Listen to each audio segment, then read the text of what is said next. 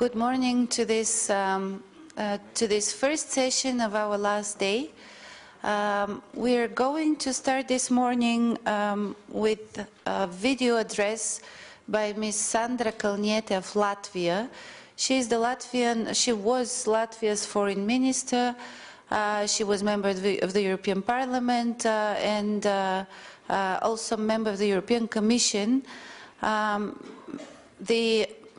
Mrs. Kalniete's family was deported to Siberia during the communist era.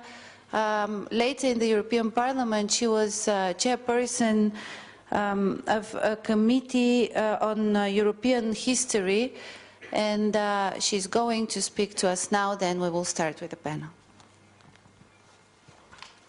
Dear participants of the conference, the Arab Spring is a deeply moving event. As I watched the events in the Tahrir Square, Cairo, as people rejoiced to the news that President Mubarak had resigned, my eyes began to fill with tears. I knew how those people felt. Alike we rejoiced in August '91, when the Soviet Union finally was forced to restore the independence of the Baltic countries, Estonia, Latvia and Lithuania. We had regained our freedom and the right to self-determination after 50 years of Soviet occupation.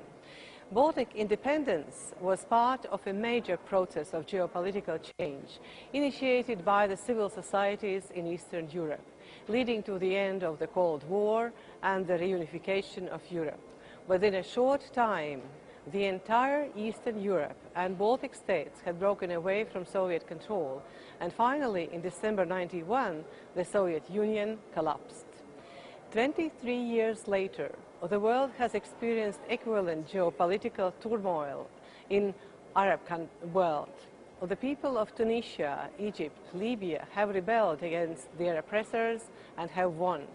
Like in Eastern Europe and in the Baltic states, it was the civil society that exclaimed, "We have had enough. We want to live in a free and fair country. We deserve a better fate." They have written a new heroic page in the history of civil society struggles for freedom. I have deep respect and bow my hat in appreciation in the face of all the victims who have sacrificed their lives for freedom in Arab countries. With the greatest respect and admiration, I greet everyone here today who has participated in the struggle for freedom. I wish every member of the Arab Spring present here today enough wisdom and patience to go through the difficult task of building a democratic state. We Latvians know how difficult the process of transformation from totalitarian into a democratic country really is. Goodwill and good intentions are not enough to fulfill such a task. It requires a deep and profound transformation of society, which begins with legislation founded on human rights, openness and tolerance. But even more difficult than changing legislature is to change human consciousness, to replace intolerance with true respect for diversity in people and opinions. Without tolerance and human rights, without gender equality and an active civil society, a country loses its potential for growth and development. Use the experiences of Eastern Europe and the Baltic countries to help you, because we have gone down the difficult path of reforms and know that hidden underwater rocks and rapids waiting around every turn. Dear friends, I assure you, you can count on the support of the European Union. I was one of the leaders of the Latvian People's Liberation Movement. Thinking about today's conference, I realized that our experiences are not just a page in a history book. Our experience can be useful anywhere where people are fighting for their freedom. The experience of the Baltic barricades was used in 2003 Rose Revolution in Georgia and 2004 Ukrainian Orange Revolution. It may also be useful anywhere in the Arab world where civil society is still fighting against dictatorships for their rights and aspiring to build a democracy. The most important lesson of the Baltic Revolution is that Estonia, Latvia and Lithuania regained their independence because it was the true will of our people. The active participation of the peoples of three nations in the political process left the greatest impression on the Soviet leadership and on the public opinion in the Western world, which stood on the side of the Baltic nations. Similarly, the public opinion of Europe supports the Arab Spring. I'm proud that we in the European Parliament awarded the leaders of the Arab Spring in 2011 Sakharov Prize for Human Rights. This was a symbolic acknowledgement of the heroism of civil society in Arab countries. The Baltic states are small, so a crucial aspect of the fight for independence was our ability to join forces. Cooperation of Baltic civil society movements was based on common goals and shared ideology, strategy and tactics. We strongly advocated non-violent resistance. The Baltic Revolution has entered in the history of the world as the singing revolution. Not a single individual fell by our hand, yet all the victims of Soviet violence were independence fighters. The success of Baltic revolutions was based on a carefully designed strategy and a quickly created tactical solutions. Our strategic goal was to restore the independence of the Baltic states, and here is how we achieved this goal. Firstly, we organized a civil society of hundreds of thousands into a mega organization with a clear and fast-to-activate structure, which allowed for the mobilization of members and supporters to action within a few hours. We did our utmost to preserve the unity of movement and to prevent it from splitting into smaller groups. This called for a skillful political management based on tolerance and openness, the ability to coordinate the diverging views and activities of different groups and subgroups. Then we regularly held consultations about strategic and tactical issues between the leadership of the three movements. At these meetings, we took decisions on our political demands and on our common actions of resistance. We considered mass manifestations as an effective tool to attract the attention of Moscow and the West. Events attended by hundreds of thousands of people, such as collecting the protest signatures, large national meetings and demonstrations, the massive use of national flag and anthem, mass flower-laying ceremonies to commemorate the victims of the regime were used. The world known of these events was the Baltic Way, 600-kilometer-long human chain running through the three Baltic states. We also decided to divide the Soviet Union into zones of influence, and in those zones we supported the consolidation of democratic movements. As a result of the activities of the Baltic countries, at the end of '88 and during the first half of '89, democratic movements in the rest of the Soviet Union began to form. In May '89, three movements convened in Tallinn in the Baltic Assembly, establishing the Baltic Council. And from then on, the Council spoke with one voice to the rest of the world. We managed to have elected representatives of the Baltic independence movements to the Soviet People's Deputy Congress, where they had set up an alternative fraction to the communists.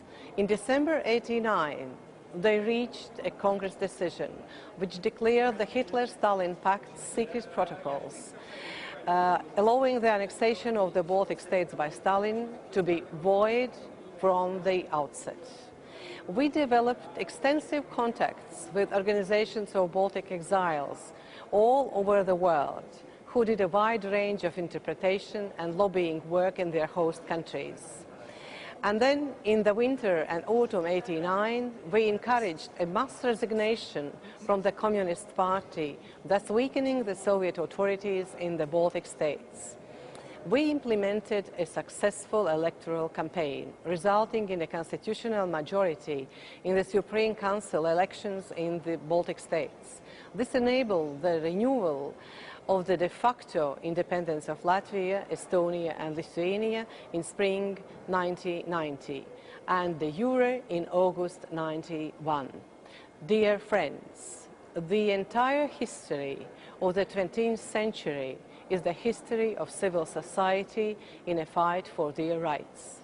First, a struggle for those rights to be enshrined in the Constitution and laws, and then for their implementation and fulfillment of those rights in real life.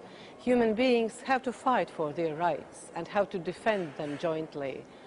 I am particularly fond of one proverb. If one person moves his little finger, nothing happens. If 1,000,000 human beings move their little fingers at once, they create a great gust of wind, a wind of change. The strength of civil society is in its unity. Thank you for your attention.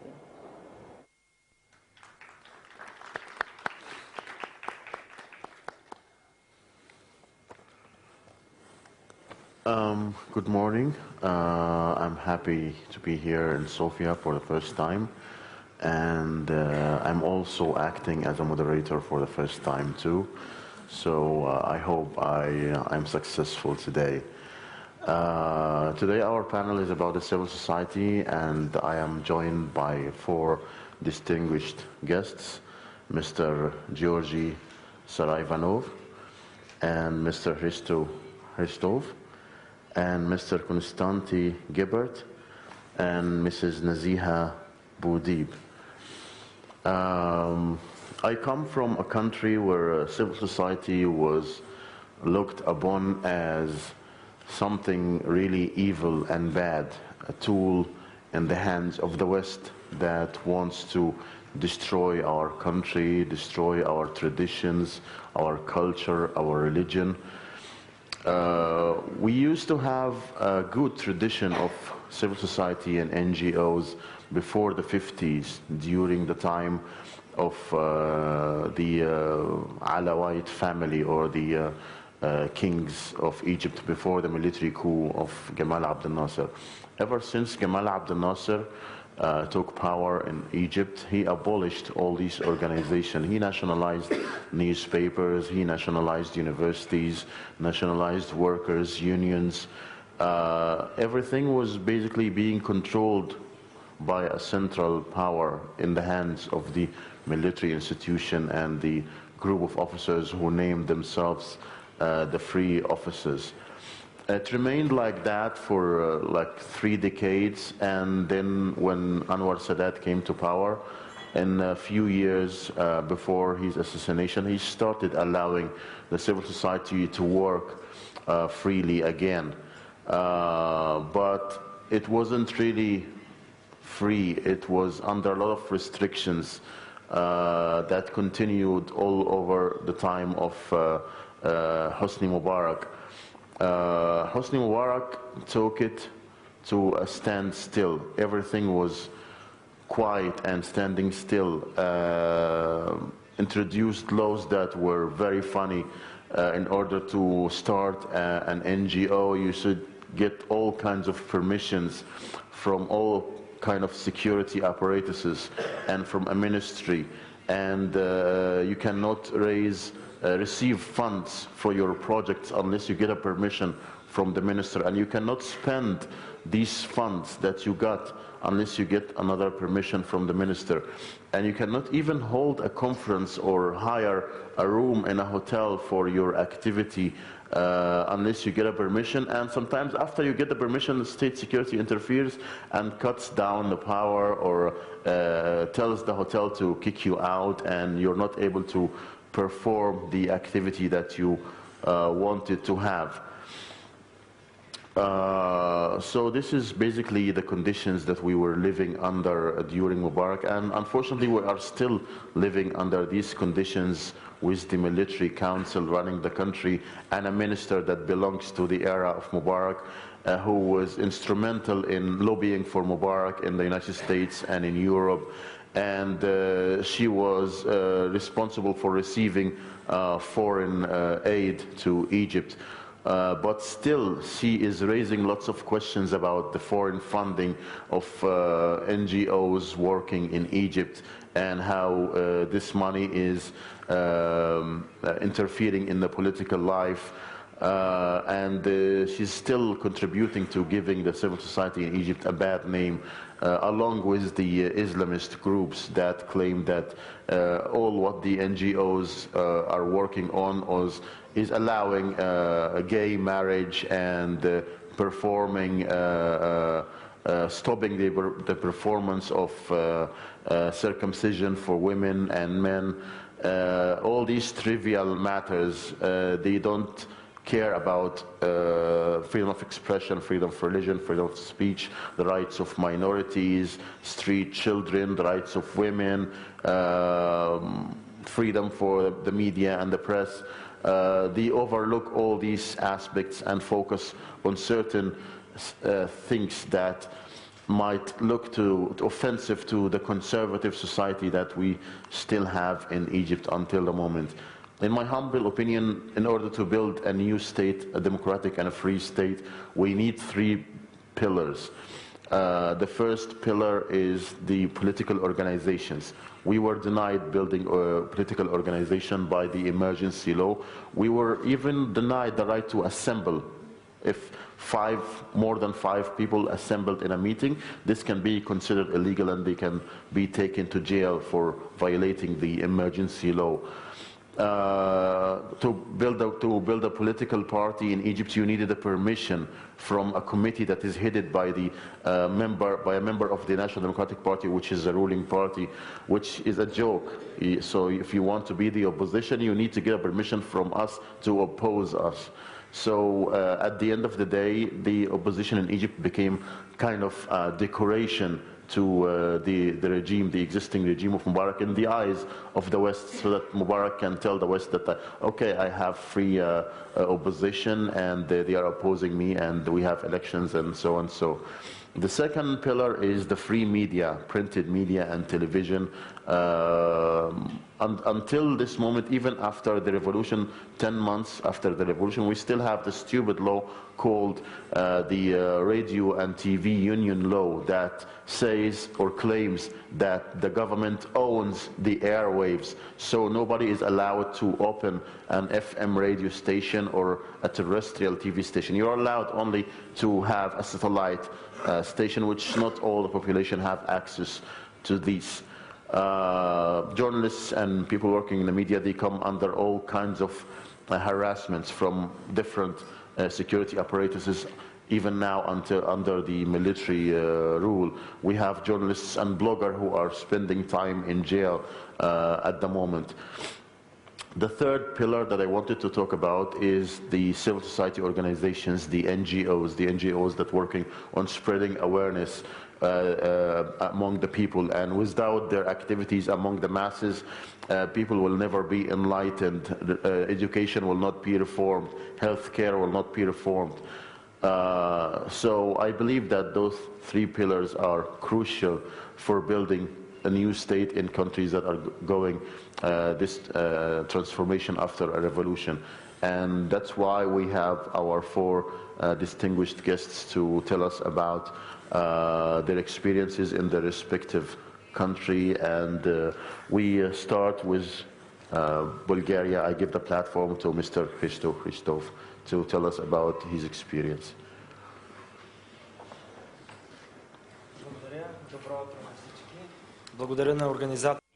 Thank you very much and good morning to everyone. I would like to thank the organizers for this opportunity to take part in this prestigious conference. I would like to share in brief my experience as an investigative journalist and a researcher of the Communist Archive. Also as a participant and a member of the civil society. I think that when authoritarian type of government is replaced, is changed, there are several factors that influence the development of the democratic model. First, we have the old institutions, old administration, the old elite. Bulgaria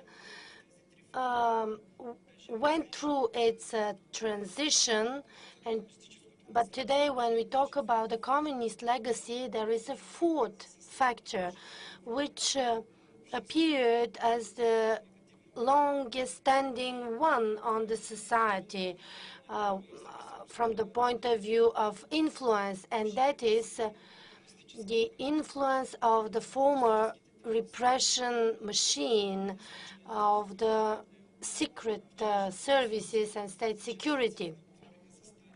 And that's why yesterday, during this panel, the panelists talked so much about files and records. I think that the whole issue of the legacy of the totalitarian state, the archive, is extremely important, because at some point this will not only show who was who in the government, in the state. I remember how our colleague from Egypt yesterday talked how all the media is under the influence of the old regime.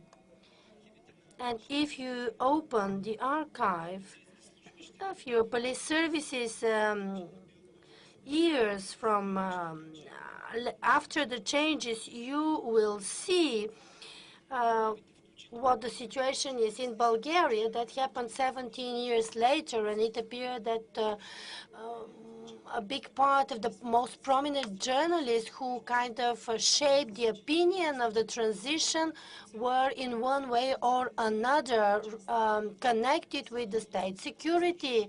It appears that also a big part of the owners of the private media were either agents or collaborators of the state security.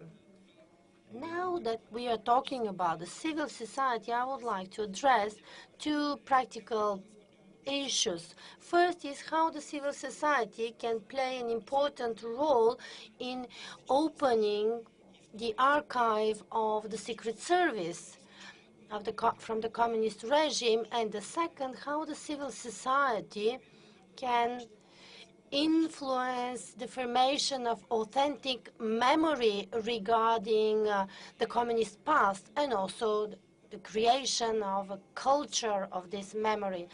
These are important issues which today, 22 years after the changes, we need to discuss. The process of opening the archive was first a process of freezing and then defreezing or opening of the archive. In fact, this happened 16 years after the beginning of changes. Only then the archive was efficiently opened. Yesterday somebody asked, why so? Well, it was not only because of the lack of political will, but because there was strong opposition from the Communist Party, opposition on the political level, and also the media. This all happened because the former collaborators and agents established in the meanwhile a parallel power, and they were the ones who dictated the conditions in all aspects of the life of the society. The first law on records did not work. There was a promise to open 250 files, but only the 23 files were opened. Then the process was disrupted. There was a committee that did not work. It included people from the new special services, and the civil society did not do anything at that point. You understand that this is a process. In 2001, there were amendments to the act, but in 2002, the whole law was cancelled, and the process of opening the archives was stopped. Still, the civil society launched lawsuits in order to have these archives open. There were two very successful lawsuits. The Minister of Interior was convicted because he refused to open the archive, as well as the head of the state security. In connection with the murder of the Bulgarian dissident George Markov in 1978. The Supreme Court ruled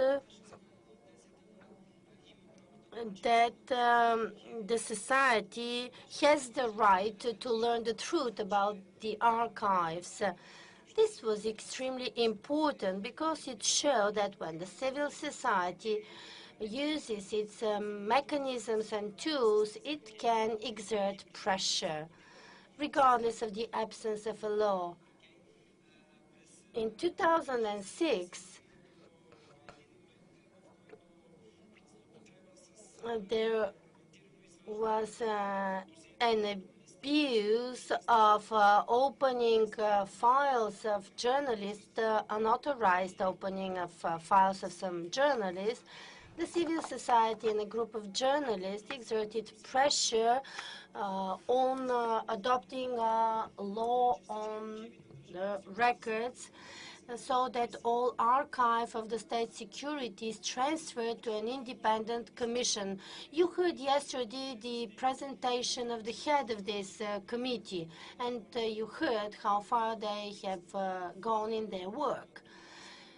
In conclusion, I want to say that the civil society plays an important role both in exerting pressure and also by forming this authentic memory regarding the past. This is the latest publication of the Committee on the Records. It covers the whole period from 1944 to 1989. And here you can see documents showing or testifying to the fact that the communist regime always had bodies, the so-called political police, whose only aim was to follow the society, to persecute the society, so never undermine the opening of the archives. And I recommend that you follow Mr. Fjorster's advice at this stage to control or to request from the government to never destroy the archive.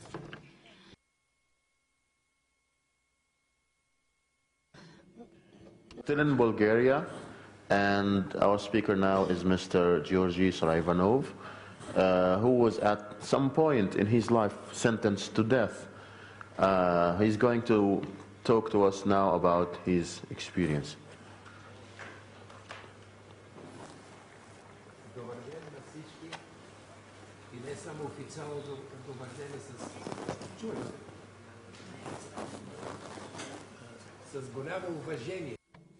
Не е включен. I'm sorry, the microphone is not on.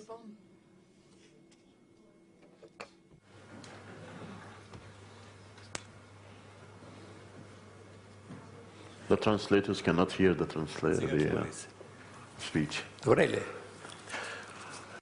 Yes, we can hear now. Okay, so good morning from the bottom of my heart and with my whole respect to all of you who are here today. I was a little bit hesitant. I would not like to have two mistakes happen. The first one being me invited here, because I think that there are people who have been more repressed with longer sentences. And the second mistake I was afraid of was the fact that probably I accepted to come here. But a person very close to me told me that I have to speak with names and dates, and this is the closest person to me, Mrs. Zorka Stojcheva.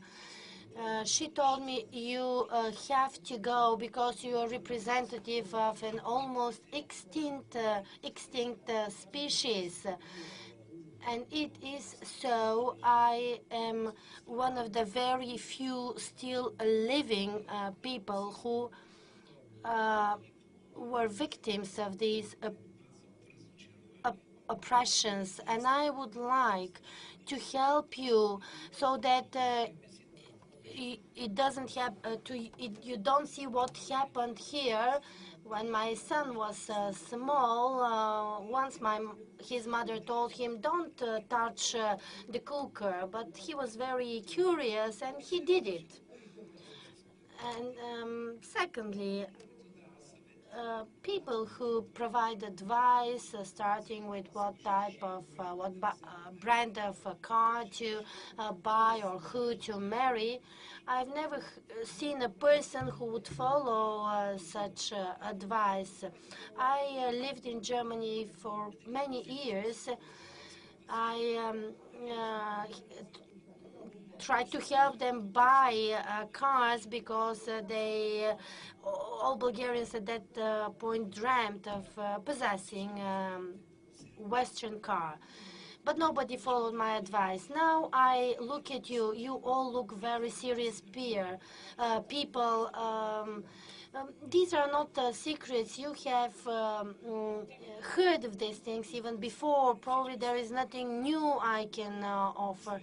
We've been talking about this for years. Many people would talk against Hitler, Stalin, Ceausescu, our Todor Zhivkov, Mubarak, etc., etc. I don't want to quote all names. I agree about this, but it looks as if we forget that there are thousands of smaller Hitlers, Stalins, Mubaraks, etc. And they are as guilty or even more guilty for what we suffer from. And I think that transition is maybe dangerous, and you should not start the process with the handbrake on. No, release it and go freely, because you don't want to be sorry about the transition, do you? Something that the French writer Victor Hugo said, that a person who is even worse than the killer is the one who serves the killer.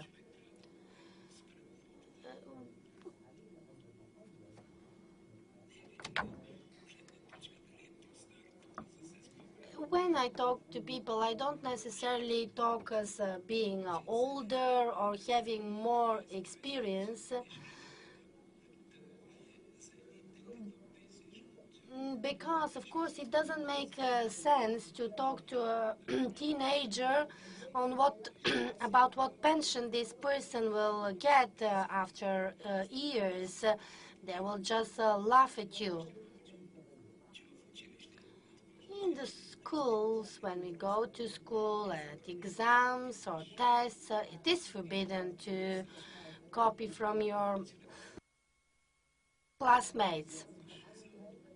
When you apply for a university, you should never do this either. In the U.S., students and school children have never heard of copying from their schoolmates. And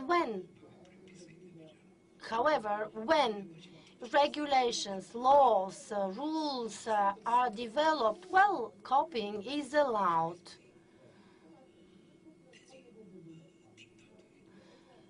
Because communism, Bolshevism, all these dictators, this is a disease, and the medication is one and the same. First, ousting them, of course, but not in a dirty way as shooting them or hanging them. No, sue them. And no one can then say you are not allowed to take anyone's life. Because even if there is one mistake, this mistake will have big consequences. So everything should be legal. Oust them in a legal way and not in such cruel way, although the result, after all, is one and the same.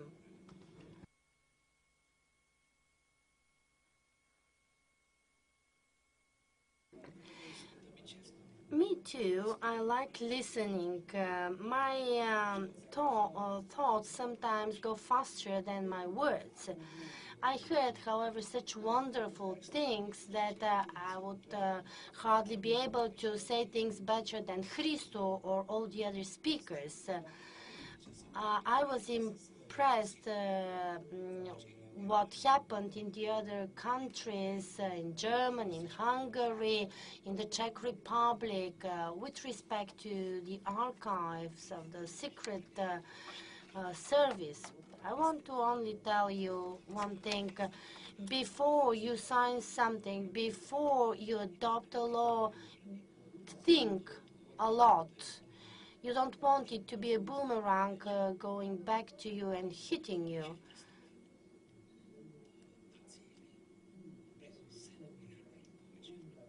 Now, we have about 7 billion people. People are so different. It's very difficult to persuade them all. You need to be very talented to persuade them. Maybe I did not talk about the topic about the transitional justice and the civil society. I even checked dictionaries and encyclopedias on the term civil society. Isn't it easier to say the people rather than the civil society?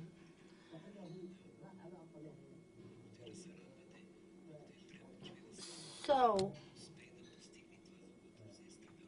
although you are very happy now that you have achieved what you have wanted to achieve for years, well, don't forget frustration. Frustration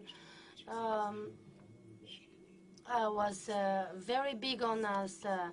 Thousands were shot and hanged, and suddenly no one was guilty of that. Well, for this last minute, what can I say?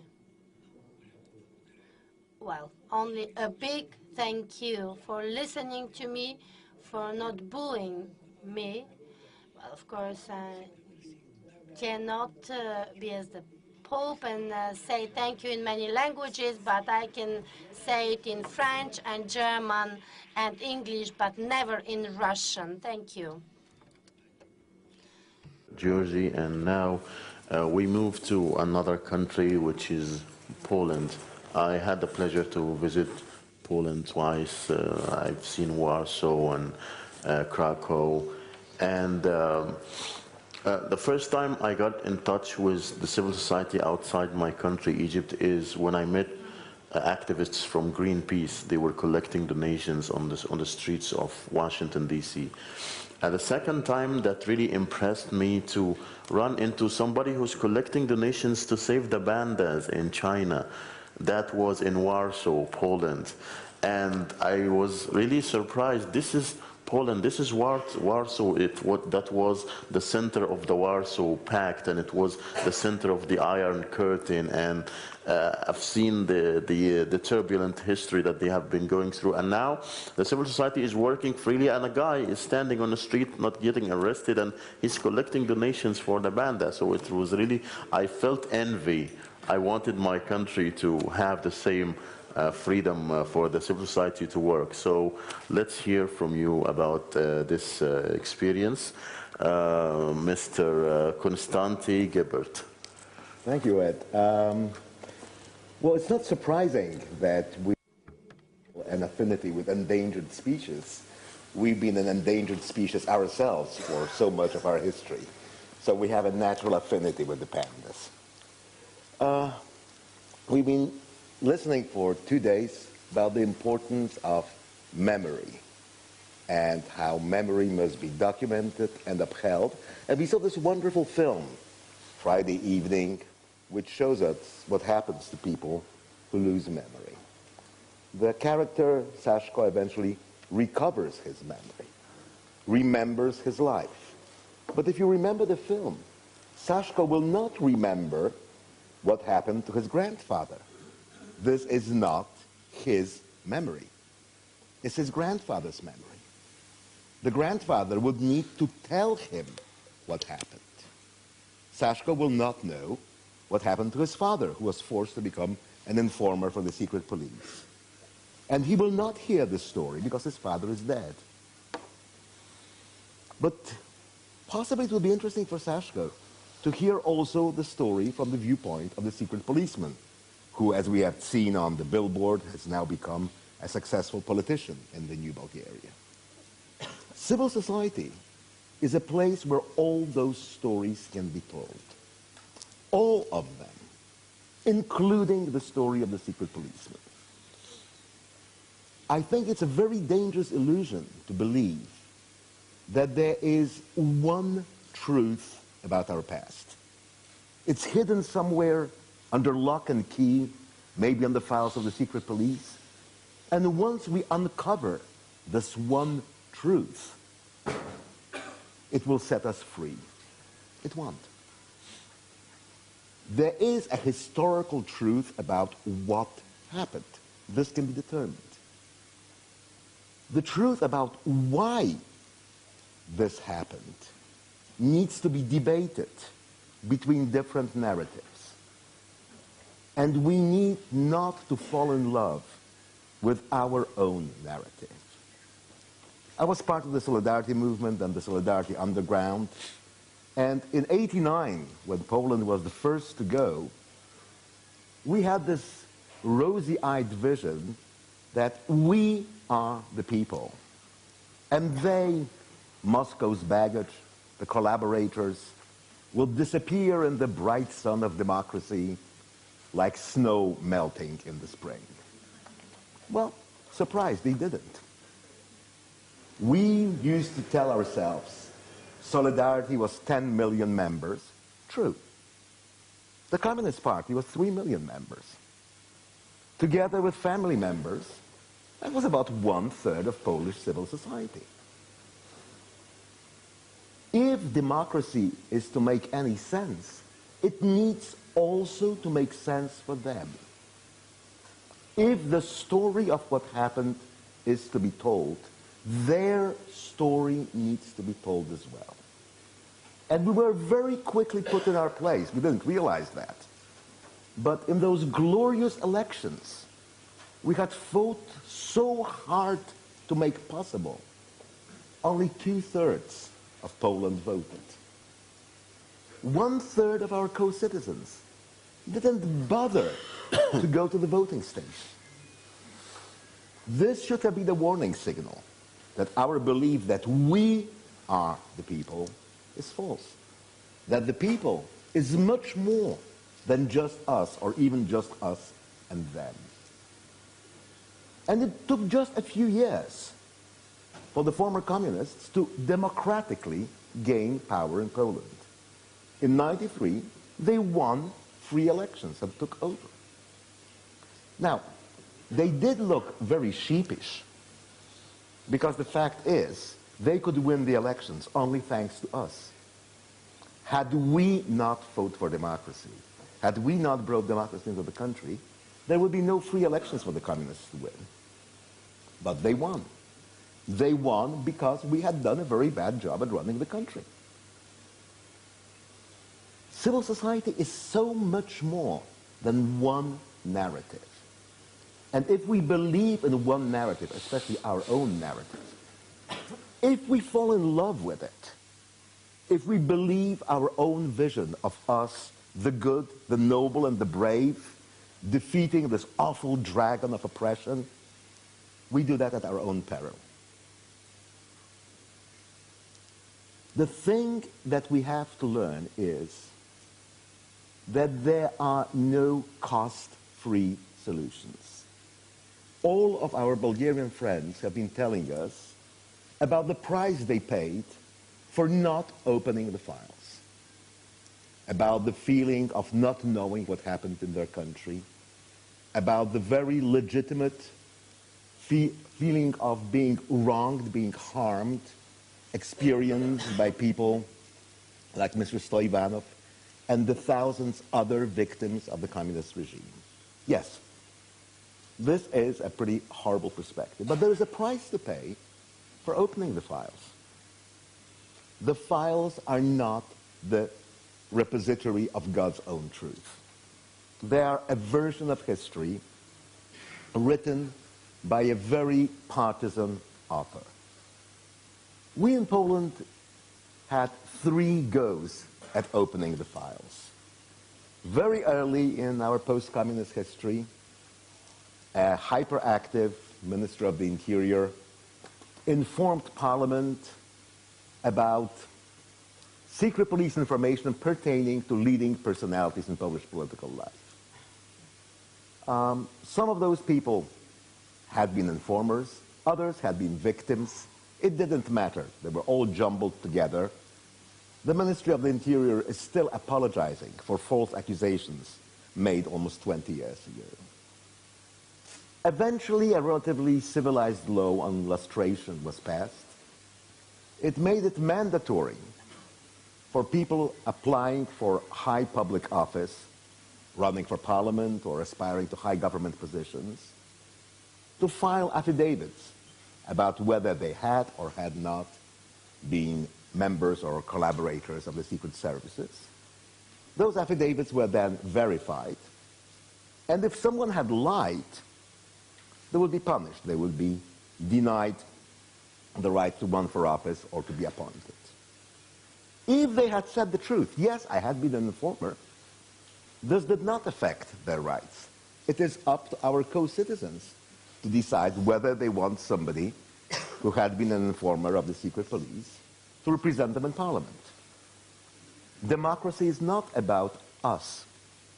It's about the entirety of civil society. And each time we limit it, we limit our own freedom. That was not an easy law. The secret police files contain also intentional falsehoods and distortions. Some people had to spend years clearing their names because they had been falsely identified in the files as agents or collaborators. But in other cases, people with, we thought, impeccable reputations were exposed as having been agents.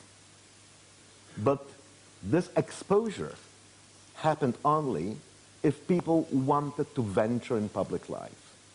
We did not think... 2 minutes, Mr. Yeah, yeah. We did not think that it is a good thing to name and shame everyone. But then a new government came who thought that it is a good thing and passed a law on lustration that made lustration mandatory for entire professions. Lawyers, journalists, academic lecturers, hundreds of thousands of people had to file affidavits, all of them suspected unless proven innocent. And this is when I realized that the one thing that history teaches us is that history never taught anybody anything. Because this climate of universal suspicion, this climate of you're guilty unless proven innocent, was exactly the climate of the communist state we had fought so hard to abolish. And at the end of the day, it didn't seem surprising to anybody that one of the top politicians leading this campaign, a deputy minister of justice, had been under communism, a judge who sentenced independence activists to jail. He, among others, jailed our future president, Komorowski. But he was now acceptable. He endorsed lustration. He was therefore a good guy. Komorowski, who, sentenced by this judge, had spent time in prison, was considered a bad guy. He did not endorse lustration. Remember, there is no cost-free way of dealing with the past. There is always a price tag to pay, and there is always injustice. When choosing the way of dealing with the past, you have to decide which price are you willing to pay. Thank you.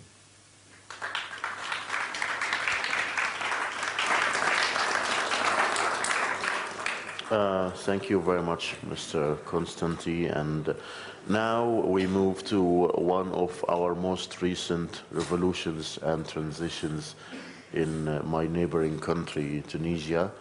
Our speaker now, Mrs. Naziha Boudib.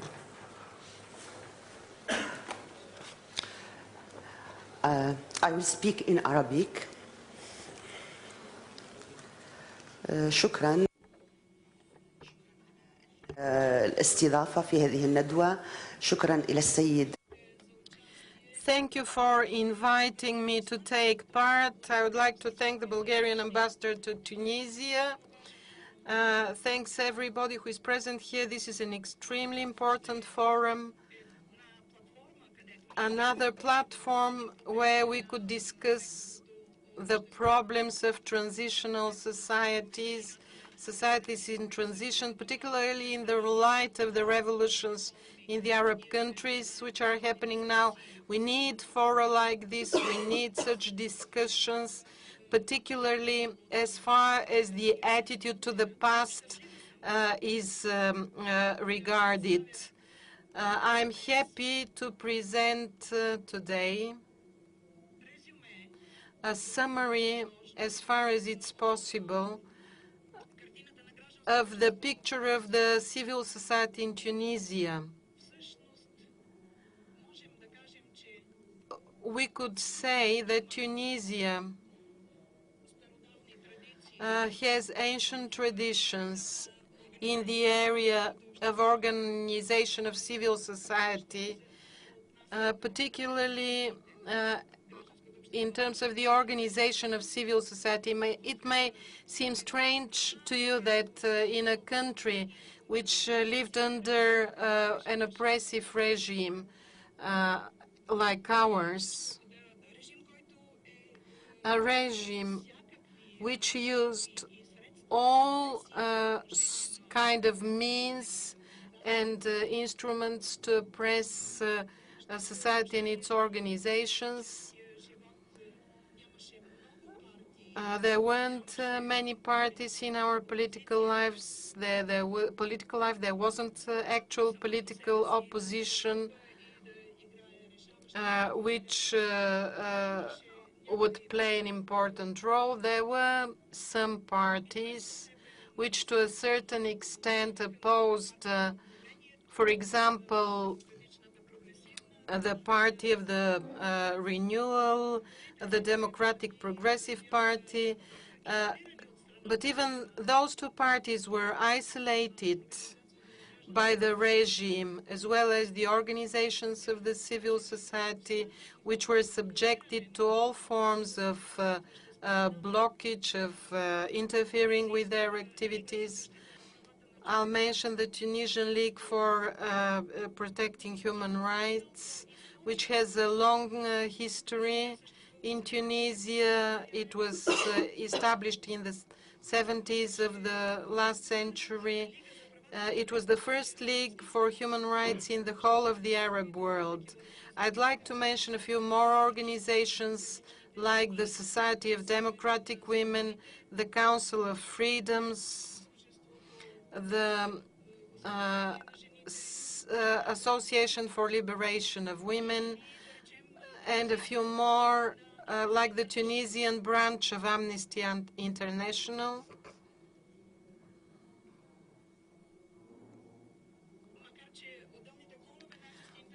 although the different branches of Amnesty International are led by the headquarters and are given certain rights and authorities, we had such a branch in Tunisia, and we could contribute to activating the life of the civil society and the fight for strengthening the fight for human rights. Despite the violations, the civil society in Tunisia made efforts to survive, and it did survive, I may say. It survived also with the help of its different organizations, the central ones and the regional, the local ones.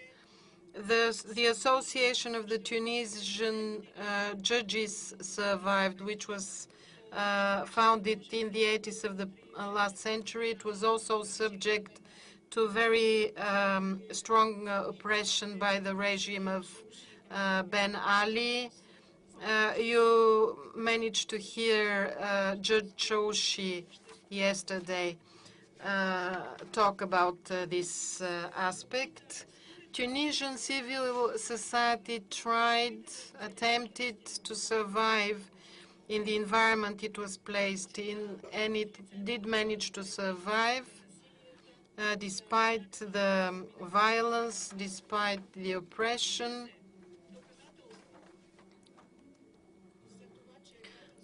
A proof of the fact that the civil society could work even if there are no outstanding leaders. Civil society contributed to the strengthening of the revolution and its course in Tunisia. Very often people say that the Tunisian revolution didn't have leaders. It didn't have a political party to front the revolution. And it's true. But it could also be said that the Tunisian revolution was actually fronted, headed, led, or at least in it, or the organization of civil society participated in it, the associations of the lawyers, the trade unions, particularly local trade unions in the different provinces of the country. The role of the Union of Labor of Tunisia also showed extreme courage in the face of oppression, and therefore I could say that history will remember the contribution of Tunisian civil society in the course of our revolution. Any civil society does not do things like this only due to the existence of one or two leaders. The revolution in Tunisia was called Jasmine Revolution, but its slogans were freedom and dignity. These are very important rights. These are priorities for which civil society fights. So this is the backdrop of the civil society in Tunisia. Today, after the revolution, there are other things at stake, other challenges for the civil society in Tunisia, and the main issue is how Tunisian civil society will cooperate will cope with the new situation after the revolution, and also how the Tunisian civil society, what the attitude was towards the revolution in the first stages. It's a fact that the civil society in our country tried to keep at pace, abreast with the development of the revolution, and it took the burden of some tasks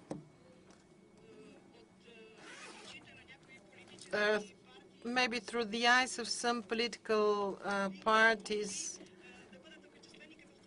we could qualify what the civil society did as a secondary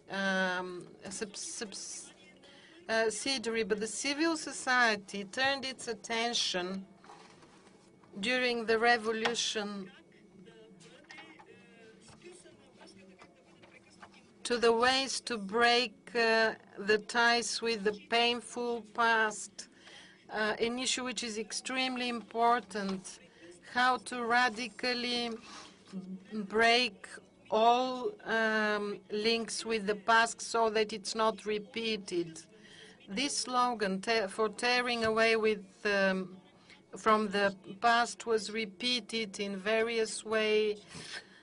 It was raised by several mechanisms. Firstly, we had to disclose the truth,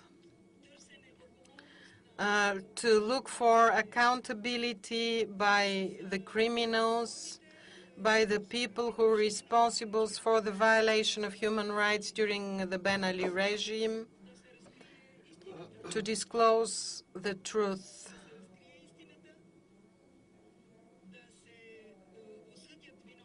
To condemn the culprits, the perpetrators, to purge the apparatus of security, to purge administration, because we have public administration, and it had its significant participation in spreading corruption in our society. These were people from Ben Ali's circle and his wife's circle. We had also to purge the judiciary, the legislation system, as it was serving the executive. So one of the requests of the civil society, one of the appeals, was to separate the judiciary, to make it independent from the executive.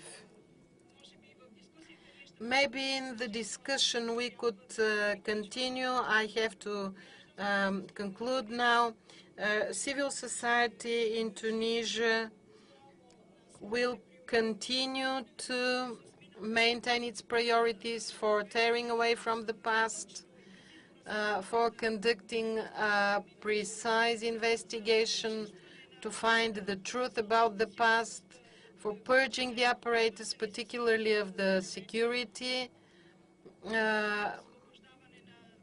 institutions, and purging and liberating the judiciary.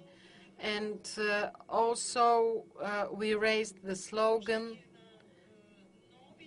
in respect of the new faces in the governance of Tunisia. They must work towards strengthening the foundation of civil liberties, to affirm the democratic transition, to respect human rights according to international standards and criteria, and in no way to reject, to refuse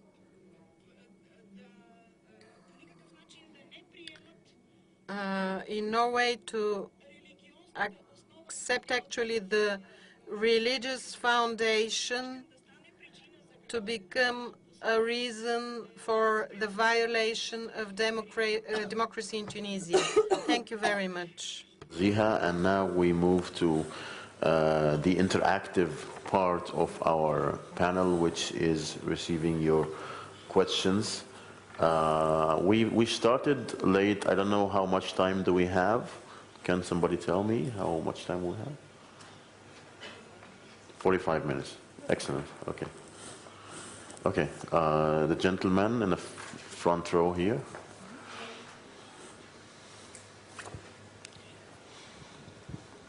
I will speak in Arabic.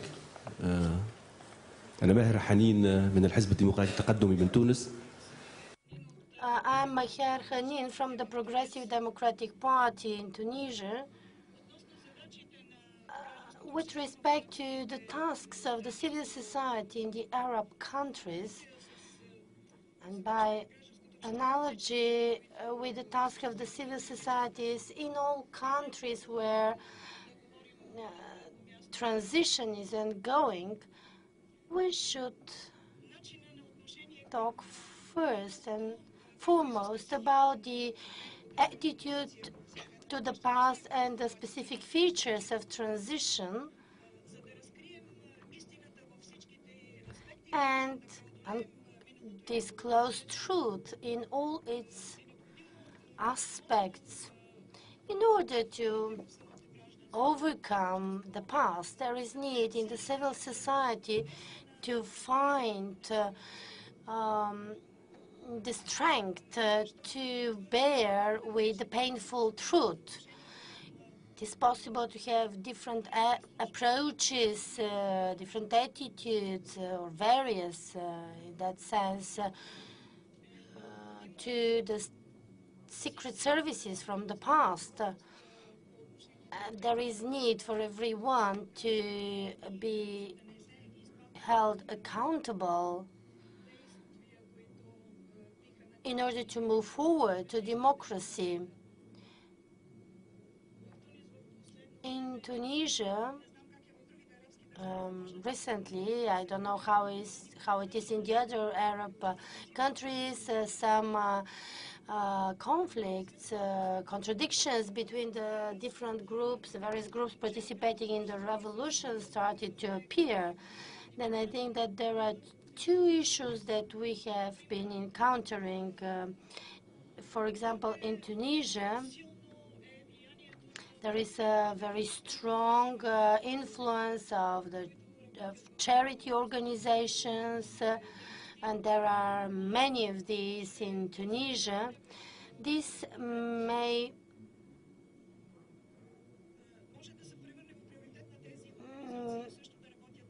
become a priority of this organization, that is to start working for the benefit of the civil society and for the promotion of the ideas of the civil societies.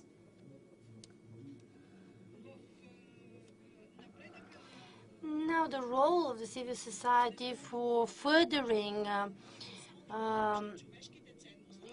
the promotion of universal human values is very important. So the civil society has to pay attention to the specific features from a purely religious and ideological point of view in the Arab societies and find the right way. There is a big difference in the transition, the character of transition in the former communist countries.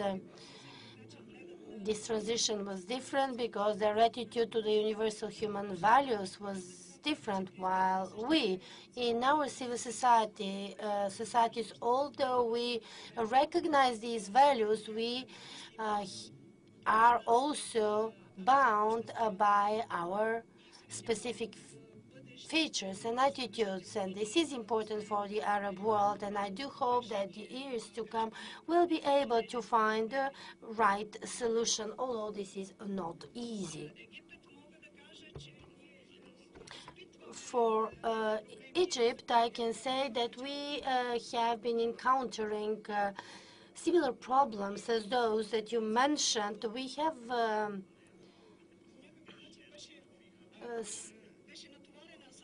such an organization which was entrusted with the transition, so to say, and this was the army. But I think it's very important to hear from our guests, from those with longer experience, what they did, how they worked in order to address the challenges and the problems of the civil society. Mrs. Naziha, maybe? Okay. فعلا هو إشكال أنه كيف يتعاطى المجتمع المدني في تونس مثلا أو في البلاد العربية. Yes, it is a problem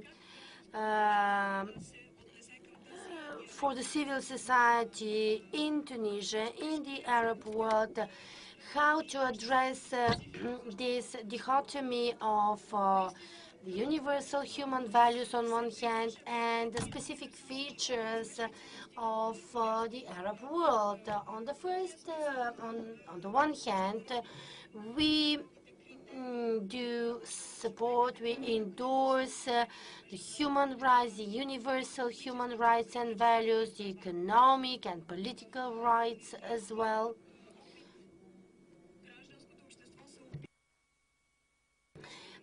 So the civil society in Tunisia relies on the universal human rights and values. But what Mr. Maher said is also important because this is related to the cultural and civil and religious heritage of our societies.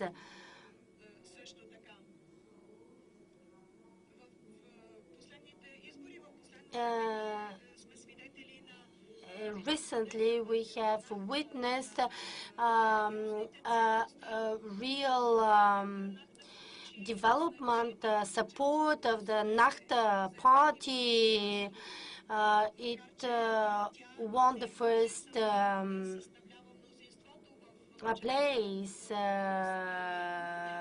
the most places in the parliament. Of course, it does not have majority, but the very fact that this party won such support is an indicator that in the political life in Tunisia, we may expect at some point a kind of clash between the religious sources of political activity and the universal values. I would like to touch upon the attitude of the civil society to this issue. I expect a big debate in Tunisia on that issue, and I do hope that the civil society will rely fully and completely on the universal human rights and values. But now, on the political stage, we see an Islamist party relying a lot on religion, and maybe there is some risk in this to see restrictions imposed on the civil society with respect to the public and individual liberties. And maybe that will be the biggest challenge for us in Tunisia. When we left for Sofia in Tunisia, there was a kind of unrest. And I would like to mention this, a group called Salafiti, Islamist traditionalists,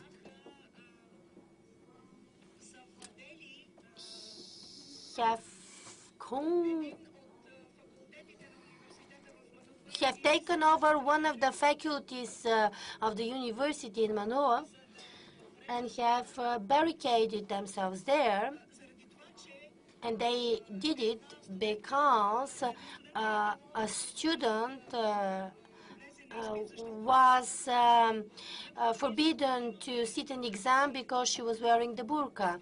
In Tunisia, we have traditions in that respect related to the university autonomy, and academic council of the university is the body that decides and addresses all internal issues related to the order and regulations of the university. And this university decided that students wearing burqas cannot sit exams because behind the burqa there may be an unknown person and not the student in question. That is, this university insists on self-identification. So the Academic Council refused the student to sit the exam, and the Salafists intervened, and tension escalated, and the faculty was attacked. The Salafists, they're traditional Islamist. There was a big rally in front of the building of the parliament against the actions of the Salafists. There is a problem, obviously. On one hand, we need to find a way to we had to make the Salafists leave the university.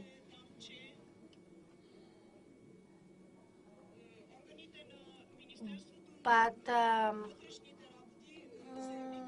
the bodies of the Ministry of Interiors claimed that they could not intervene in other way, but with the express permission of the rector of the university. At the same time, the rector declined giving such a permission to the police, saying that the problem is internal university problem and it should be resolved by means of a dialogue. So when we left for Sofia, the Salafists were still there in the university. So the civil society is right now looking for possibilities to and how to act in such a situation. There are many challenges, there are important tasks ahead of us with respect to strengthening individual and public liberties in order to really contribute to the overall process of transition. Bonjour, je m'appelle Taha Shrif, je suis directeur de... My name is Tashrifen. I'm Tunisian. I want to thank the Bulgarian Ministry of Foreign Affairs for allowing us to meet, for giving us the possibility to meet. It has been very interesting, very diverse. I want to talk to my Egyptian friends about the rise of Islam in the region, and as well on the other side, how a civil society could work to oppose the rise of this extremism. The lady replied about Tunisia, about the work of civil society, but I would like our Egyptian friend to talk to us about it, because our society is worried as a citizen, as an official person. Everywhere in the Arab world there is fear about the rise of Islamism, extremism. Thank you. The gentleman in the front row here.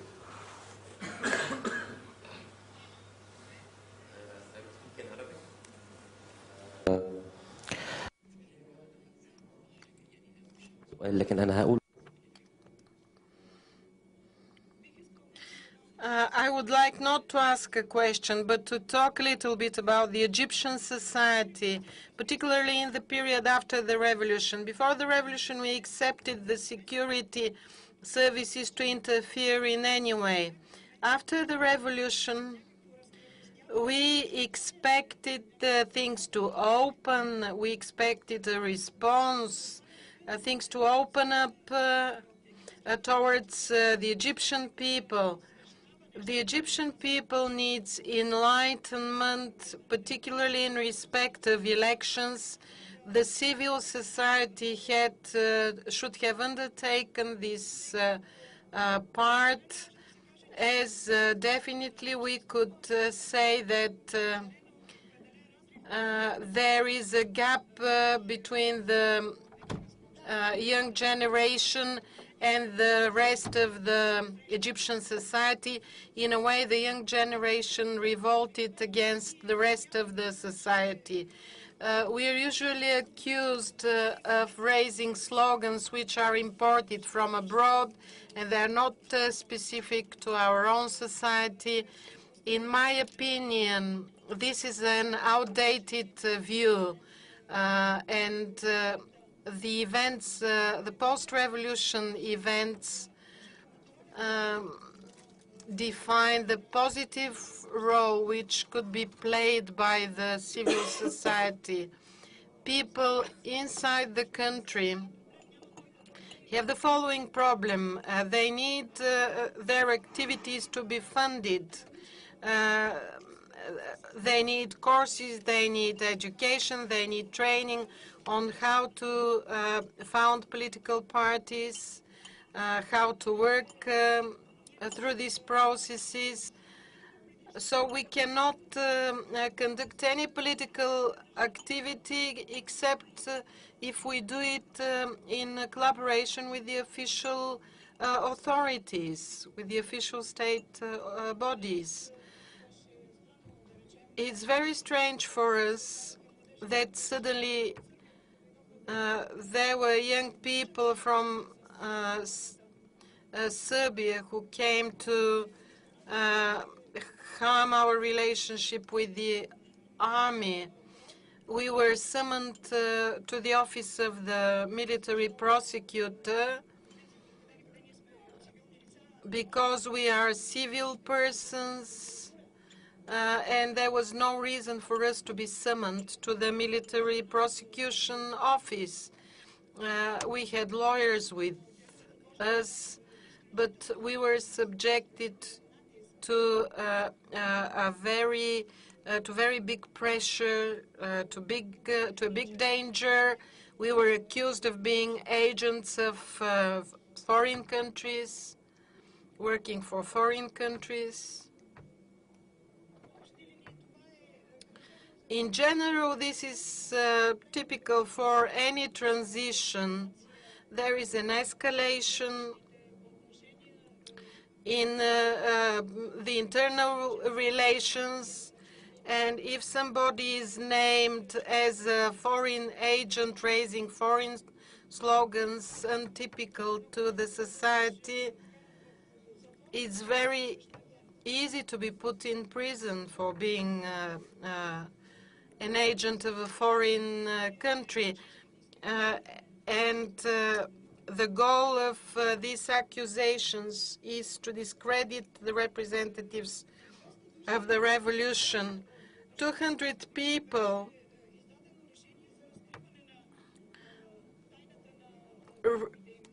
recently had a decision about them to disclose their bank accounts.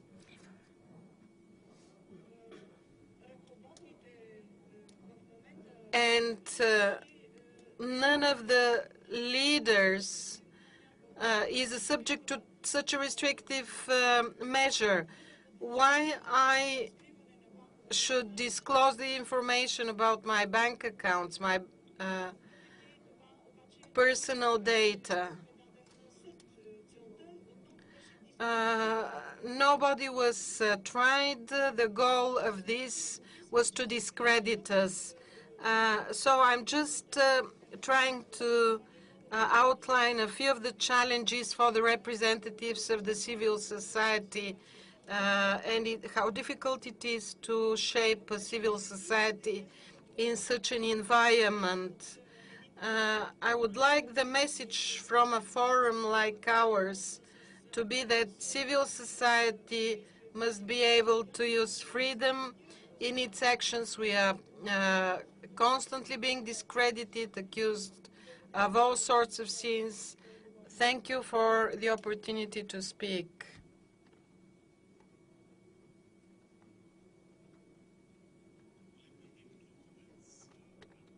The question regarding Islamism, but let me first go with the civil society. in the Arab world. If you look at the Arab Human Development Report, it mentioned that the Arab state is a black hole state. It does not allow anybody to compete. So the Arab regimes would like to take foreign aid, but they don't want society to be strong. And so they are always making trouble if NGOs take money from abroad, especially the NGOs that deal with human rights violations that would reveal the torture and misgovernance and misbehaving by regimes. And so this is very typical, especially in Egypt today. You have a counter-revolution. And you are mentioning the Ministry of International Cooperation. They belong to the old regime. And so it is very obvious they are continuing the old policy of targeting those who led the revolution. The only option for you is you continue fighting because you managed to make this revolution through the NGOs. You can continue also supporting the revolution and democratization through struggle and fighting back. The second issue regarding Islamism. We have to understand what is Islamism. Political Islam are politicians using religion to reach power. And it reflects class struggle and underdevelopment between the city and the village. Islamists are a reflection of frustration, economic frustration, social frustration, sexual frustration. They concentrate on women and alcohol, because these are the things that they cannot afford, and they also hate when they see, if you are from the countryside in the Arab world, and this is male patriarchal culture, and they look, women are going to school, going to work. This is a big disequilibrium in their own traditional way of life, and so they start targeting women. They want to come to the city and impose on urban women the veil and the niqab, and they try to do all this because it reflects what is happening in their mind, and it's an attempt to get equilibrium in the male patriarchal culture. Now, how do you fight this? The only option for all Arab NGOs is to expose that this is not a religious movement. This is very important because they are trying to say that we are religious. They are not religious. Because you have other types of, other points in religion that they do not talk about. For example, what is the role in fighting, cleanliness is next to godliness. Look at Arab streets compared to European streets. You don't see any of these Islamists are besieging the city council because the streets are dirty. In Islam, perfecting work is very important. You do not see any Arab workers, any of those Islamists are besieging Arab factories because the workers are not doing their job. This is what is true Islam. They are part of class struggle, fomenting trouble. They also target minorities. And so wherever they are, they always show social backwardness. It is very important that the NGOs show that this is what is happening, and this is the real intention. It is not the intention to create development or lead society toward progress. Most of the ideas are negative. Either they want to impose this on that or ban you from doing this. They are not, they are the other coin of authoritarianism. If you had secular authoritarianism in the Arab world, this is the other side. The Arab Spring countries should not get rid of military police dictatorship and replace it with religious dictatorship. I mean, the voting that happened in Tunisia was shocking, because if Tunisian society is one of the most secular society, and we have seen what Bourguiba did and the feminist movement in Tunisia, and they are doing that, and this is what happens. They get a high percentage. Look at country like Egypt with high level of poverty and ignorance and attempt by government to play this game. Either you accept it was my corruption under Mubarak, or you will get those Islamists. 70s, there was a systematic attempt to undermine liberal forces, NGOs, so that the only option now for you is this option that you are seeing. We have no other option but to fight back and reveal that these people are not religious, that they are not working for the progress of the country, that all they want is the destruction of the country. Look at all, reveal the model, focus that there is no successful Islamic model in the area. Iran is a very failed model. You have 5 million Iranian immigrants. Look at Afghanistan, 8 million immigrants after the Taliban and the Soviet invasion. Sudan had been butchered. Look at Somalia. Look at Gaza. They have no successful model to present to society. The job of the NGOs is to present to them that we have successful models if we apply international human rights standards, the Declaration of Universal Declaration of Human Rights. These are the things that we should emphasize. That they don't have any model, and that's why gradually we will steal the show from them. We should also work in education. Trying to raise the economic level, because this is the root of the problem. They are not, you don't see some of those movements in upper class areas. You only see them in certain areas. And that shows you the economic dimension of this phenomena called Islamism. Thank you. I'll give my 2 cents about this, which is, I believe that in our region in particular, we were mostly colonies of big colonizing powers like France or England, and after we got our independence, we were run by mostly military governments that thought that they are enlightened and they know better, and so they try to enforce their beliefs, whether it's liberal or socialist, on the rest of the population, and oppressing and suppressing those with the religious beliefs. So we're all victims, those who are in the religious corner and those who are in the secular corner. What we need to work on now is strengthening the civil society and the media and the political organization. Living under dictatorships, oppressing everybody, allowed people who are working underground in the mosques, in the religious schools, to have a say.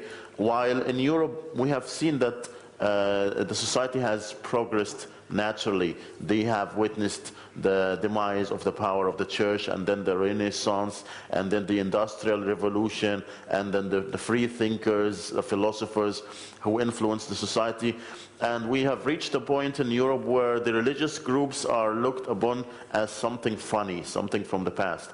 But it's not the case here, because the Enlightenment was resisted by the people because it was enforced on them. It didn't come up naturally.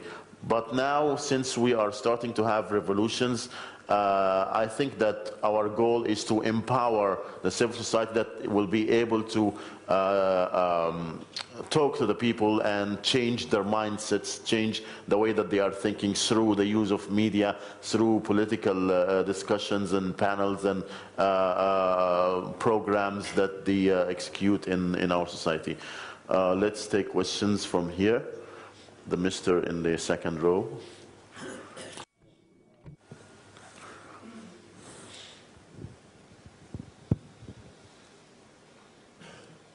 اسمي محمد عبد الله، صحفي وناشط سوري. Mohamed Abdao, journalist and activist from Syria. We are discussing the very important question of the role of the civil society in or during transition. After the death of Sarbashta, in the Syrian society, we saw how committees sprouted for the revival of the civil society.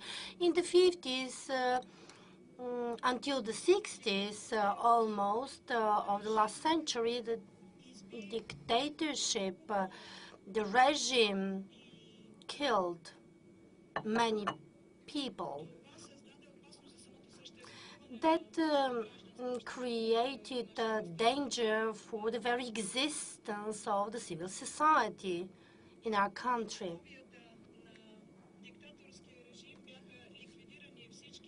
All trade unions were banned, the unions of the teachers, doctors, etc., and they were replaced with organizations loyal to the regime. For that reason, after the death of the previous dictator, such committees for the revival of the civil society organizations appeared. I was in Damascus then, and most of the activists who initiated that movement, the so-called Damascus Spring, were put behind the bars, Michel Kilo, Kamal Adwani, etc., many others. So they were sent to jail.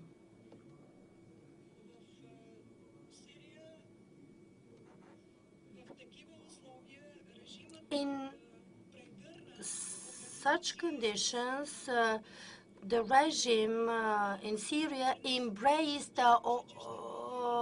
religious organizations for which the expectations were to be more loyal to the regime. This only shows us that the dictator also find ways to create their own loyal organizations loyal to them.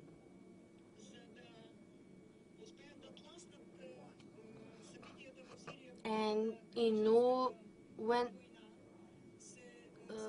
sometimes or at some point for the purpose of going to civil war, other organizations were created. Some of these have been around for 40 years, their main purpose being exactly this, civil war. And I don't think that there are and there can be civil society organizations, or that there are no such civil society organizations, especially in Syria, which embrace the universal human rights and are strong enough to stand up. And until we create such strong civil society organizations, non-governmental organizations, we won't be able to achieve a successful transition. I think this is an extremely difficult task. And I think that the function and the role of the democratic society is to offer a helping hand to the civil society organizations in the Arab world. Thank you.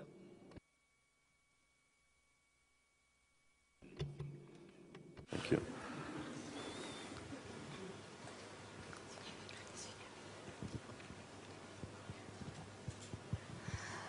Azhar Al-Omar من سوريا. Предпочитам обаче да си задам въпросите. Azhar Omar from Syria. Архивите. My question is to Mr. Christoph about the archives, the files, how to safeguard the archives. But don't you think that dictators and dictatorship regimes also learn from your mistakes? We heard that the archive was a big problem, and we see now how in all Arab countries archives are being burnt up. Not only the archives, but even the civil registers of the citizens, which makes it impossible to calculate the exact number of the victims. When I read George Orwell's book 1984, I was fascinated. But now I think that probably there was a reverse effect. Probably this was just the manual for work of these dictatorship regimes. And now I want to address Mr. Saravanov. I'm absolutely impressed with your sense of humor after this difficult life. Our compatriots in Syria say thousands of tortured, thousands of murdered, repression, cruel repressions. How did you manage to keep this sense of humor? And will we be able to help our compatriots who survived the prisons and sentences?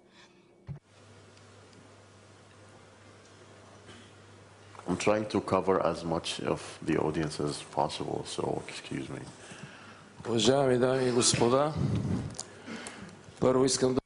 Ladies and gentlemen, first I would like to thank Minister Mladenov and the government of Mr. Boyko Borisov for this forum, for the organization of this forum. I'm very grateful for the invitation extended to me.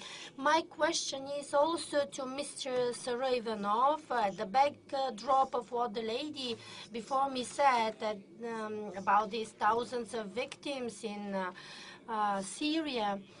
I want to mention a fact that is not really paid attention to since the 9th of September 1944 and until the end of December the same year, 1944, about 35,000 Bulgarian nationals, the elite of the Bulgarian nation, in fact, was killed. And in the next period, and by the end of 1945, by means of the so-called People's Court, almost 65,000 altogether were killed. And I'm not talking about thousands of people sent to jail, killed, and so on and so on. That's what Bulgarian Bolshevism did here in Bulgaria.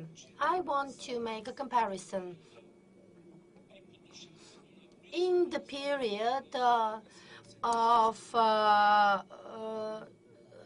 after the April uprising in 1876, the Turks killed about 30,000 women, children, and elderly people. Just imagine what a massacre it was.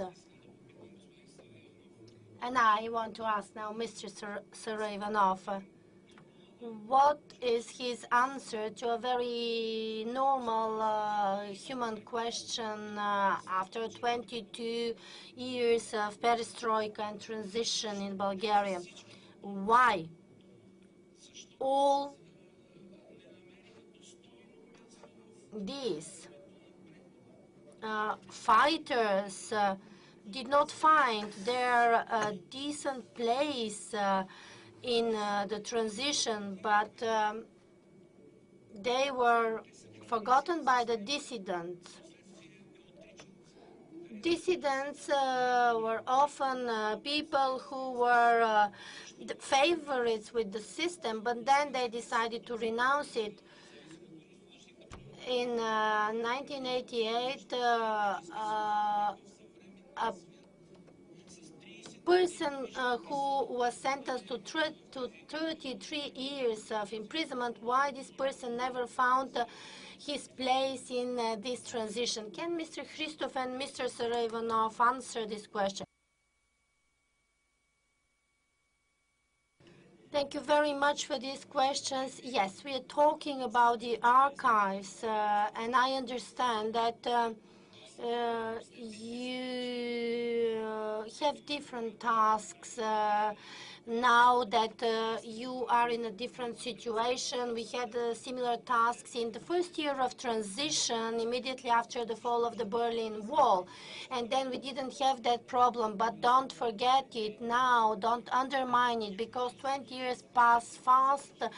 A new generation will come, and if these archives are missing, what will this new generation do? Because the archives also contain information about the regime, about the way it operated.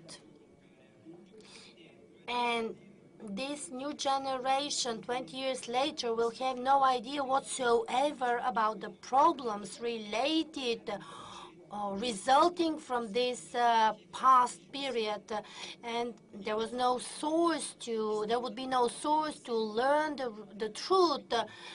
Apart from the records and archives, also some people, victims, as people we saw here. That's why it is important to create this culture of memory that will preserve the real essence of this past. Because Bulgaria even now is a kind of nostalgic about the previous regime, and I personally think that we have to fight for the future, for the new generations. It is very difficult to influence a generation that lived in these years.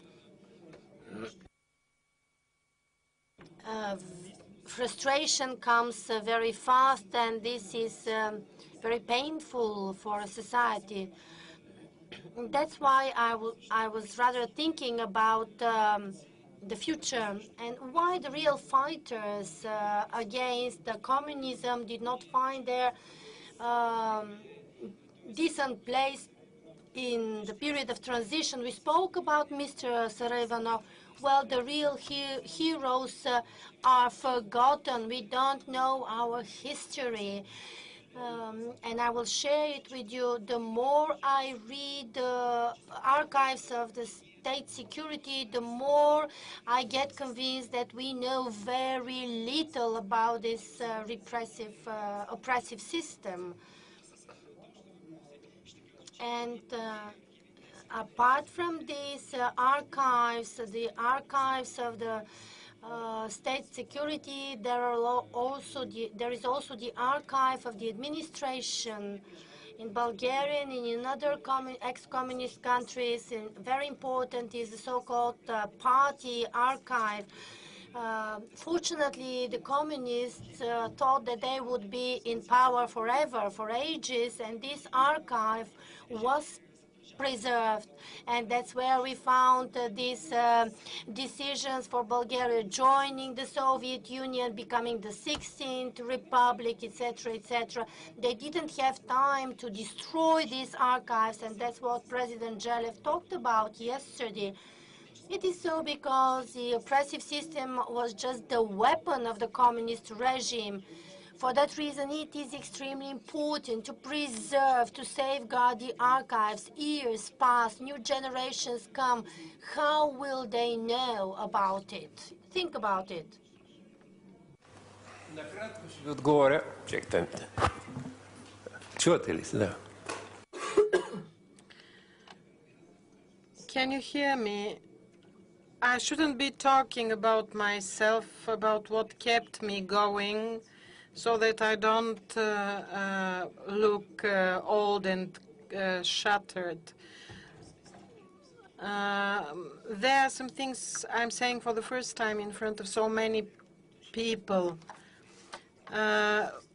Sometimes in the prison, because there were always agents there and people following us, we used to get together, 3 or 4 of us who trusted each other, and we were so full of anger that we wanted an atomic bomb to fall on Bulgaria and destroy everything.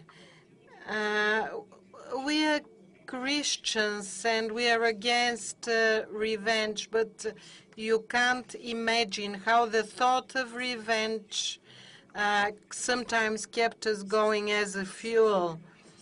So sometimes we've discussed this, how one day, and of course you know how men talk amongst themselves, what we could do.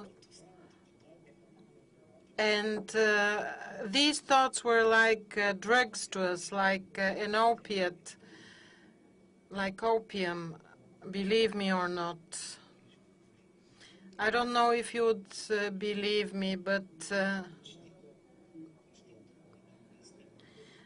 this is a very strong feeling. It's not easy to explain. It's as difficult as it is to explain a physical pain or another smell, another a perfume. These are things which are difficult to describe, and so are the things we went through in prison.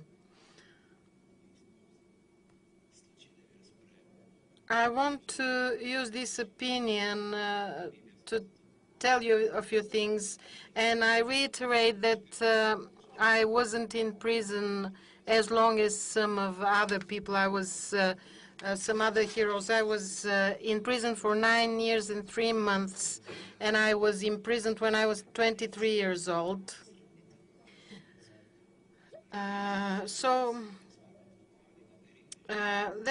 When you're sentenced to death and chained, there's 3 or 4 of you in a cell, in a prison cell. So between 11 and 12, when they come to take the person who will be shot, then you hope it won't be you. You always hope it will be the other person. The warden usually comes, so unlocks the cell and gives you a piece of paper to describe your to list your personal belongings. And after swearing at you and saying you're finished, he closes the door of the cell. So you sit and you don't have an idea about the time. So probably in about 10, 15 minutes, he reopens the door of the cell.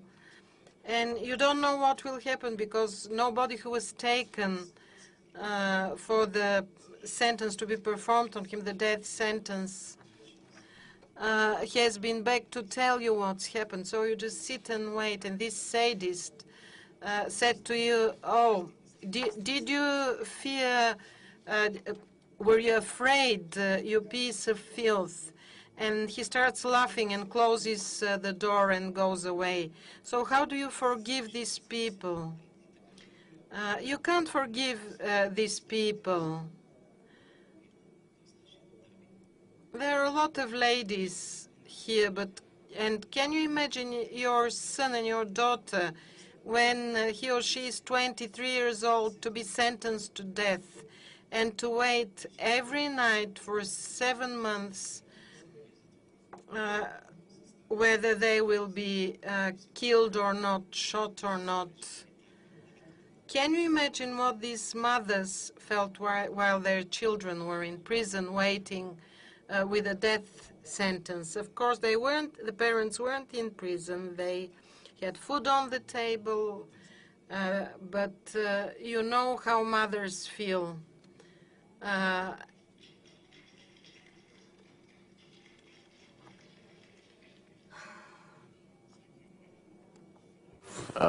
More minutes, so we can take 2 more questions. The gentleman over there.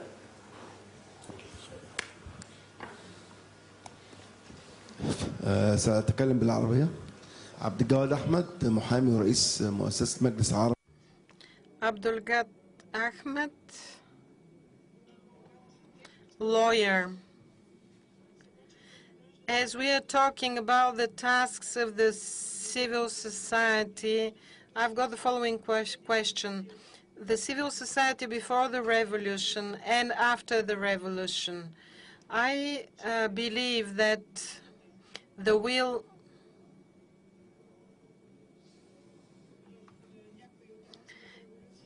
in some of the Arab revolutions, the will today is not the will we had yesterday.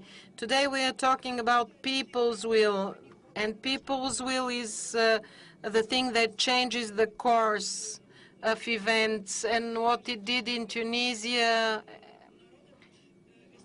and Libya. People expressed their own will, which means that the civil society is already in a position to organize its ranks, its flanks, and it's different from the situation before the revolution. Before the revolution, the parties dealt with their everyday fights in parliament, and they were organizing the governing of the country with temporary and permanent bodies and forms of government. But after the revolution, it's crucial that the civil society takes up the task of enlightening, of educating the ordinary people. My question is, in your countries, were the strategies and the tactics, the programs of the civil society different before and after the revolutions? Two quite quick questions. First, I want to say that the organizations of civil society in Libya after the liberation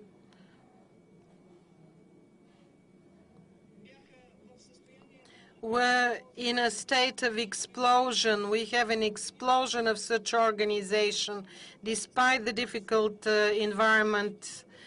Secondly, the funding of the civil society organizations. They accept funding from abroad. In my opinion, as we say, whoever pays orders the music and has a particular goal. Maybe a lot of you have read stories like this. What we need is to organize funding inside our country. And if there is outside funding, it should come from abroad, but without any binding conditions. So if we only rely on funding from abroad to build democratic organizations, cannot be completely clear. I still repeat that whoever pays orders the music. This is a big question, really, about the role of civil society in transition, since we're discussing the broader concept of transition. And through the different discussions and views that we've heard, we have identified a number of obstacles and a number of challenges facing civil society. And most of what I heard really mainly to deal with authority in the country and some other forces like the Islamists and others. Which I do not disagree with, but my question is really to the civil society organizations themselves. What have they done to take a more active role in these societies and to contribute to the transition process? Unfortunately, sadly speaking, the civil society organizations in many Arab countries, they do not even exist. And in Libya in particular, the Gaddafi regime, again blaming the authority in that country, did not leave any civil society organization or political parties or anything. So we are talking about places where these civil societies do not exist. And in some other countries, like in Egypt or in other places where there are some civil society organizations, they suffer serious challenges and serious problems. And in addition to the challenge or the problem of funding, which I agree with to a large extent, these organizations, in my view, have failed to take more or to rely on themselves and to be, to be more active and to have a more active role in the society and in dealing with the authorities, whether in creating their own funding or, more importantly, in creating a coordination level or a coordination channel between these societies to understand their role in the society. So in many of the countries there is a lack of understanding about their role and their contribution to the civil society, to the transition in these countries. So I think the civil society organizations, first of all, need to look at what they're doing and to create a coordination unit between these organizations and to understand their role better in the society and to work on solving the problems that they face, whether it's the funding or some other issues. And by then we can contribute, or we can talk about more serious active contributions of these civil society organizations in the transition process, which is a very challenging process in my view. Thank you. Perhaps Mr. Gebert can something about these challenges and how they were dealt with in Poland. Yeah. Well, the Eastern European situation was probably more similar to the Libyan one than to Tunisian or Egyptian, in the sense that no legal civil society existed. There was a facade civil society, a make-believe civil society under communism, but in the sense of citizens organizing and taking responsibility, of course it could not happen. In Poland, we recreated the civil society in the underground. From a perspective of time, it looks even funny, but we not only had underground political organizations and trade unions, we had an underground doctors association. We published underground philosophical journals. Essentially an entire civil society rebuilt underground in implementation of the motto of one of our great organizational thinkers, Jacek Kuroń, who, referring to an incident when striking workers had burned down a committee of the ruling Communist Party, Jacek said, "Don't burn their committees, build your own ones." Which is what we did. It worked. And civil society, although I still think it is not nearly as strong in contemporary Poland as it should be, has been a major factor in the transformation, essentially limiting what the state can do. And this is extremely important, because make no mistake, we are all products of the system. We, the opposition, just as much as they, the authorities. This is the system we were brought up under. This was what we experienced as the natural political surroundings. And if it had not been for the growth and strength of civil society, we would have ended up with a more repressive state than we have, but enjoying a democratic mandate. Therefore, the existence and growth of civil society is a fundamental common interest. The Islamic fundamentalists that you have been discussing are also part of the civil society. You might be just as unhappy with them as they are unhappy with you. It doesn't change the basic premise. You need to work out a compromise which will be acceptable to both sides because the best way to destroy a civil society is to say that some people don't belong, okay? And finally, foreign funding. I've heard this expression, who pays for the music pays for the tune. I actually didn't see it happen, but if it does, it doesn't matter if this is foreign funding or domestic funding. If you look at states where democracy has not succeeded, like Russia, if it were not for foreign funding of NGOs, there would be nothing left on the Russian political scene. You need clear legislation. The income of NGOs and their sources of funding must be clear and explicit.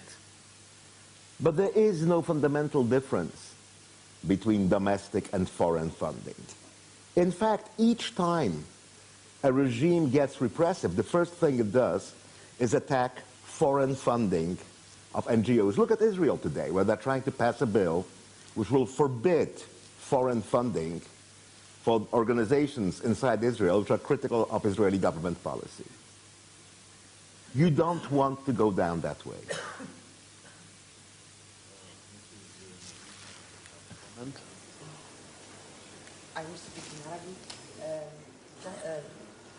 فقط في مسألة التعقيب على قضية تمويل منظمات المجتمع المدني التمويل الخارجي. Funding civil society organizations from abroad, that's an important issue. In principle, the civil society in Tunisia, but I also think in Egypt as well, because we do have traditions in the area of civil society. Well, this issue have been raised. We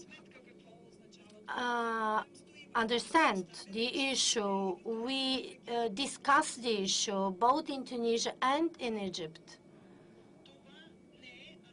But this is not an argument to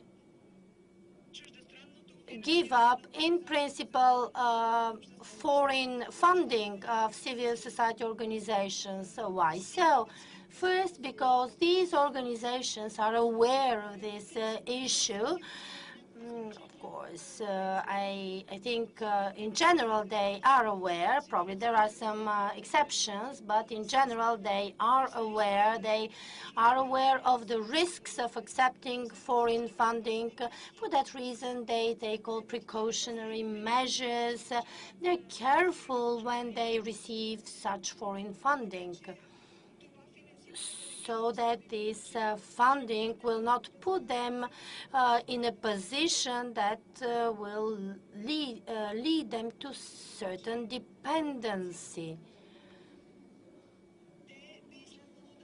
So, in principle, they should not accept unconditionally any type of funding. Yes, they can accept funding which is unconditional. Secondly, they can accept funding from various international organizations which work in the area of endorsing civil society worldwide. I think it is unfair to say that if civil society organizations receive funding from abroad, then they are necessarily dependent on foreign priorities and foreign powers. That was exactly what the old regime in Tunisia and I think in Egypt used to fight against the civil society organizations. Then, the civil society organizations are not participants in the power, in the governance. They are aside of it. And when they do not receive anything from the government, means that the power should not discredit them, should not be allowed to discredit them by claiming that as these organizations receive funding from abroad, and then they do the job of foreign organizations and promote foreign priorities. I think we should not be worried about that. Thank you, Mr. Georgi Saraivanov. Thank you, Mr. Hristo Hristov, Mr. Konstanty Gebert, and Mrs. Naziha Boudib. And now it's time for coffee.